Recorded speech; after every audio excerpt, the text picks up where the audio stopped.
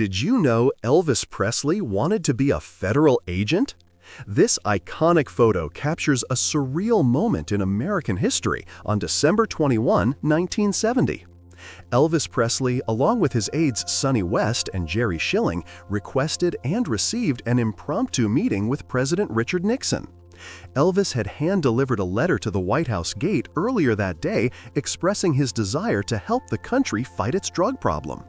He specifically asked to be made a federal agent at large. During the meeting, Elvis famously presented Nixon with a commemorative Colt .45 pistol which he had brought into the building. This photograph is the most requested image in the entire United States National Archives. More requested than the Constitution or the moon landing, it captures the moment Elvis Presley met Richard Nixon. The meeting was arranged in just a few hours by White House aide Bud Krogh. Elvis was determined to get a badge from the Bureau of Narcotics. During the 30-minute talk, Elvis showed Nixon photos of his family and his police badge collection. He criticized the counterculture, even citing the Beatles as a bad influence. Nixon, seeing a public relations opportunity, agreed to grant Elvis the honorary badge. This 1968 publicity photo shows Elvis Presley in a very different role. He is pictured here for the film The Trouble with Girls, one of his final musical comedy movies before his massive '68 comeback special aired. In this movie, Elvis plays Walter Hale, the manager of a Chautauqua, which was a traveling educational and entertainment show popular in the 1920s. The film was a period piece, set in 1927. While it wasn't the dramatic role Elvis craved, it marked the end of his Hollywood contract era. His mind was already focused on his return to live performing. On January 14, 1973, Elvis Presley made television history. This image captures a performance from Aloha from Hawaii, the first ever live global satellite broadcast by a solo entertainer. Watched by an estimated 1 billion people across more than 40 countries, this concert was a massive technological achievement. Elvis, wearing his iconic American Eagle jumpsuit, delivered one of the most powerful performances of his later career. The show took place at the Honolulu International Center and also served as a charity event, raising $75,000 for the Kui Lee Cancer Fund. It remains a defining moment of his global superstar status. This 1957 promotional photo captures the raw energy of Elvis Presley's third and perhaps most famous film, Jailhouse Rock. In the movie, he played Vince Everett, a young man convicted of manslaughter who discovers his musical talent while in prison. The film became a cultural landmark, thanks largely to its groundbreaking dance number for the title track. Although a choreographer was hired, Elvis largely improvised the sequence, creating what many consider to be the first ever music video. His co-stars, Judy Tyler and Mickey Shaughnessy, tragically passed away in a car accident just days after filming wrapped, a fact that deeply saddened Elvis. Imagine opening Billboard magazine in March 1956 and seeing this full-page advertisement. This ad captures the exact moment Elvis Presley was exploding from a regional sensation into a national phenomenon. Just 2 months earlier, he had released his first single on his new label, RCA Victor, called Heartbreak Hotel. That song was rapidly climbing the charts, shocking audiences with its raw, bluesy sound. This ad was RCA's major push to the music industry, promoting his first national television appearances and his debut album, which was released later that same month. This was the beginning of the explosion. Of all 31 movies he made, Elvis Presley often said this one was his personal favorite. This photo shows Elvis on the set of King Creole in 1958. It was the final film he made before he left to join the U.S. Army. In fact, the Army had to grant him a special 60-day deferment just so he could finish production. Directed by the legendary Michael Curtiz, who also directed Casablanca, the film was shot on location in New Orleans. Elvis played Danny Fisher, a troubled high school student who gets mixed up with gangsters. Elvis felt it was his most challenging and rewarding acting role. This moment from Aloha from Hawaii shows Elvis Presley at his absolute peak in the 1970s. To prepare for this historic 1973 satellite broadcast, Elvis trained rigorously, resulting in the lean, powerful physique seen here. He is wearing the iconic American Eagle jumpsuit designed by Bill Ballou. This specific suit was created to symbolize American patriotism for the global broadcast. The music from the show was dynamic, mixing his classic hits with powerful new ballads like An American Trilogy. Backed by the TCB Band and a full orchestra, this performance cemented his status as the ultimate showman. This promotional photo marks the very beginning of Elvis Presley's national television career. On January 28, 1956, Elvis made his first network television appearance on CBS's Stage Show, hosted by big band leaders Tommy and Jimmy Dorsey. This was a critical moment. His first RCA single, Heartbreak Hotel, had been released just one day earlier. Introduced by DJ Bill Randall, Elvis shocked the studio audience and viewers at home with his energetic performances of Shake, Rattle, and Roll and I Got a Woman. This was the first time mainstream America witnessed his electrifying moves. This headshot, captured on December 21, 1970, reveals the unique style Elvis Presley brought to the White House.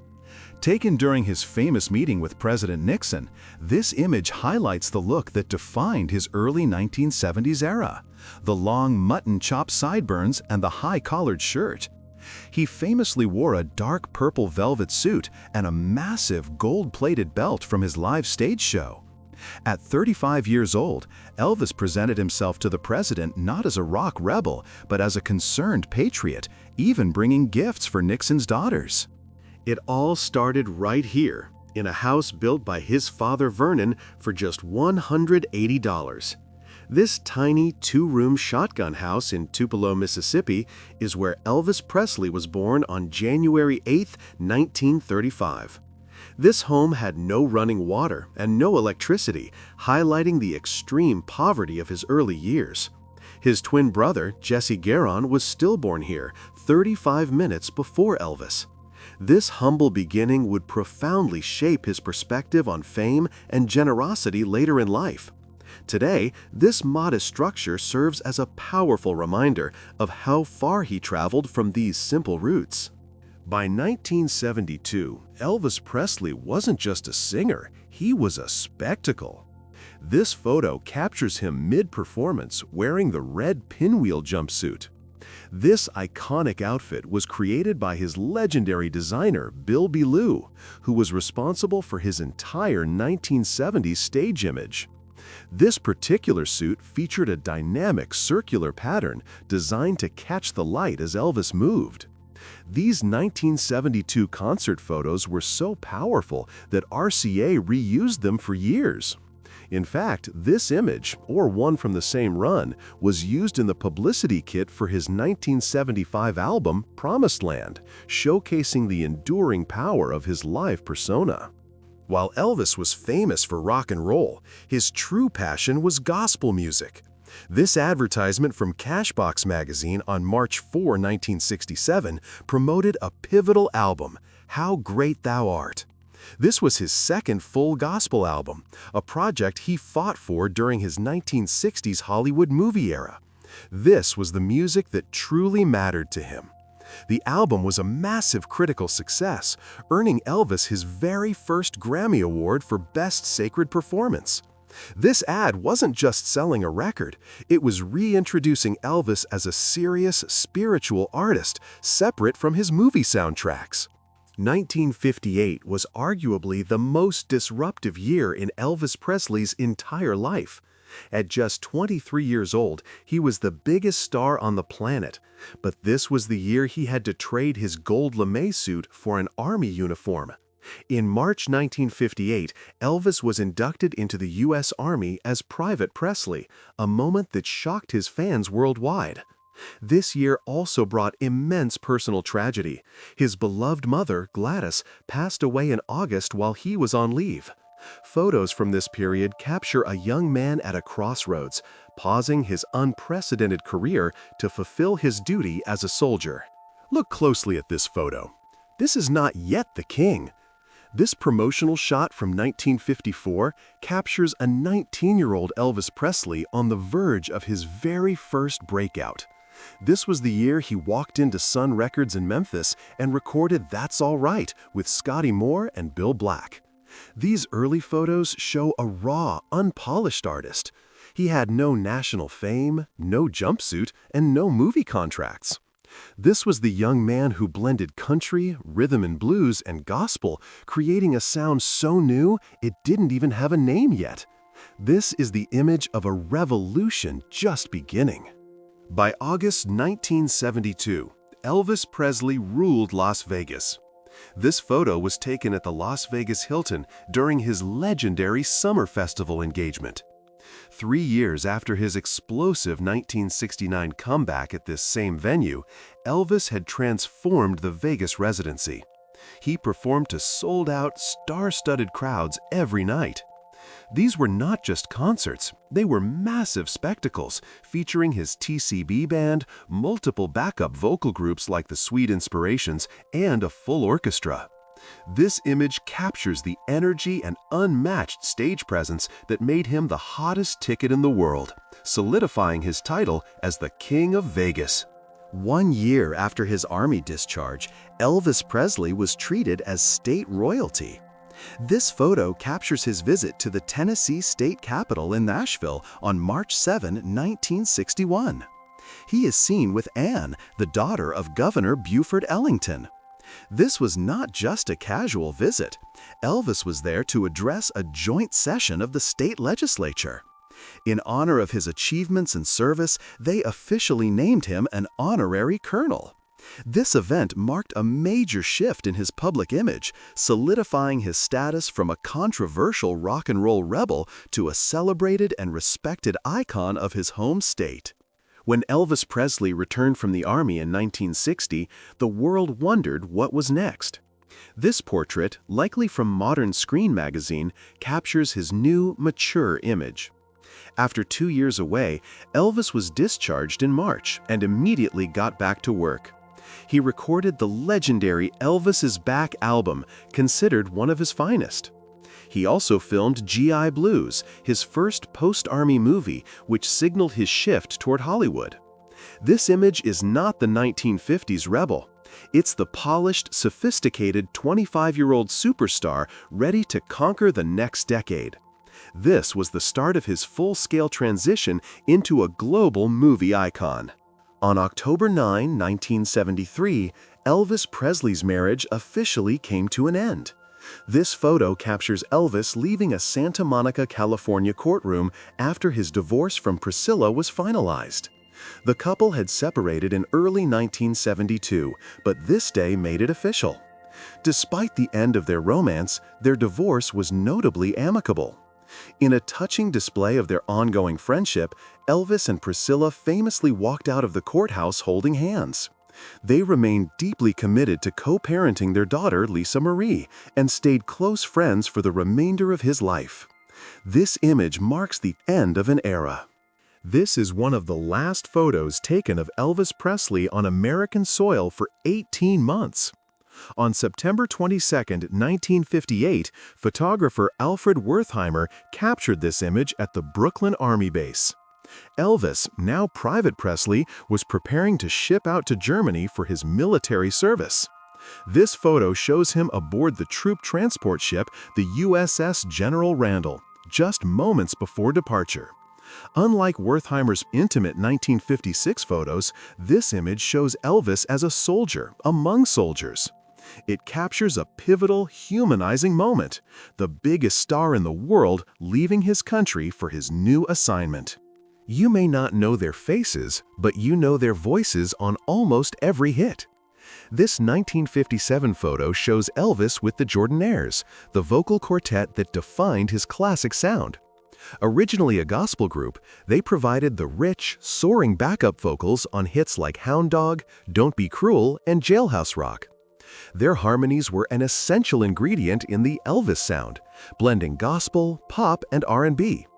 They toured with him, appeared in his early films, and recorded with him exclusively until the late 1960s.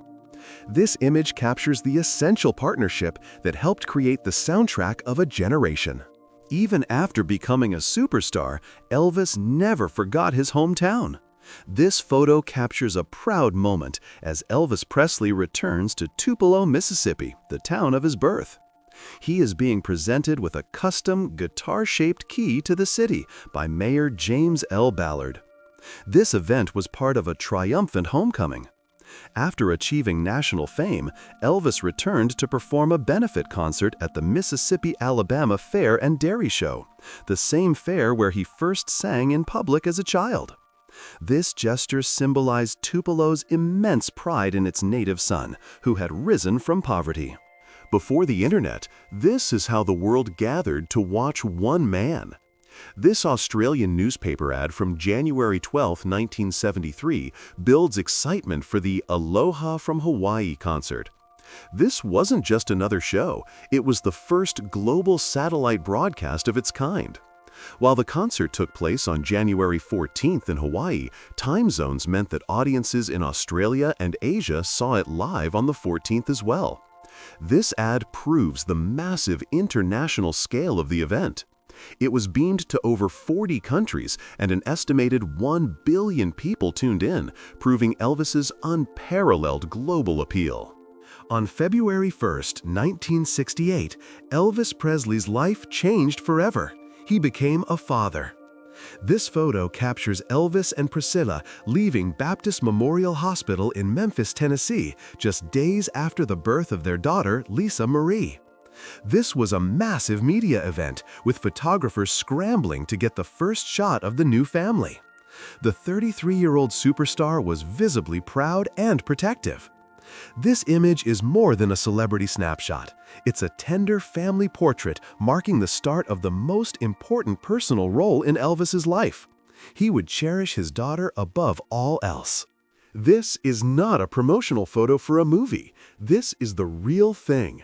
This portrait, dated June 1, 1958, shows Private Elvis Presley after he had completed basic training at Fort Hood, Texas. He had been inducted into the Army just a few months earlier, in March. Gone are the sideburns and the flashy clothes, replaced by a GI haircut and a standard-issue uniform. This image captures the profound transformation he underwent. He was no longer just the king of rock and roll, he was a soldier, treated just like any other, a fact that earned him respect from many. In 1956, Elvis Presley wasn't just a singer, he was a box office phenomenon. This still is from his very first movie, Love Me Tender, released in November 1956. Originally, Elvis was cast in a supporting dramatic role as Clint Reno in a post-Civil War drama called The Reno Brothers. However, after his song Love Me Tender became a million seller before it was even released, 20th Century Fox renamed the movie to capitalize on his fame. This film marked his transition from a music star to a Hollywood leading man, breaking box office records and proving his powerful appeal. On February 9, 1964, 73 million Americans gathered to watch television. The Beatles were making their live American debut on The Ed Sullivan Show. Just before their historic performance, host Ed Sullivan read a telegram aloud on air. This is that message. It was from Elvis Presley and his manager, Colonel Tom Parker.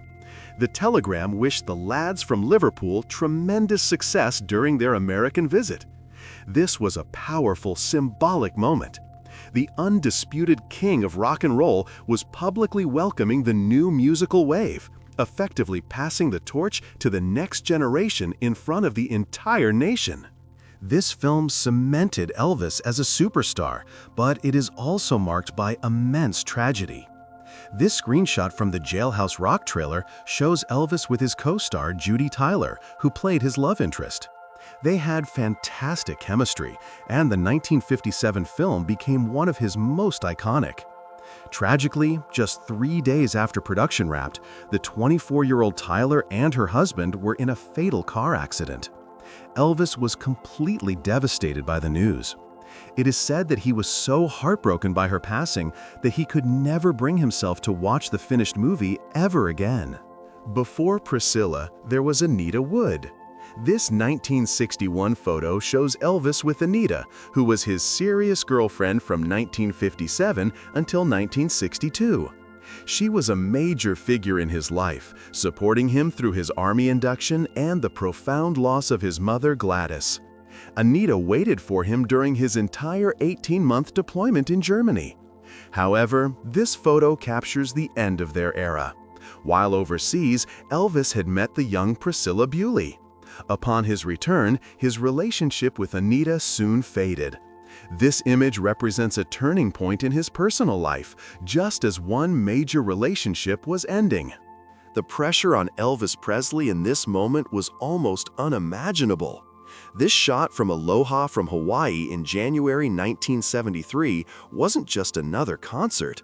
It was a billion-viewer gamble on brand-new satellite technology. If the satellite failed, the show failed. Elvis, dressed in his $10,000 American Eagle jumpsuit, was thinner and more focused than he had been in years. He knew the world was watching. The resulting performance was a triumph, a spectacular showcase of his vocal power and unmatched charisma. The live album, released just days later, hit #1, proving he was still the king. Forget the orchestra and the jumpsuits. This is where it all began. This 1956 photo captures Elvis performing with his original band, the Blue Moon Boys. That's guitarist Scotty Moore on the left and bassist Bill Black on the right. These were the two musicians from Sun Records who helped Elvis record his first hit, That's All Right, in 1954. Moore's innovative guitar licks and Black's slapping upright bass were the core ingredients of the rockabilly sound. This image freezes a moment during their first year of massive national fame, when this small trio was changing the face of music forever.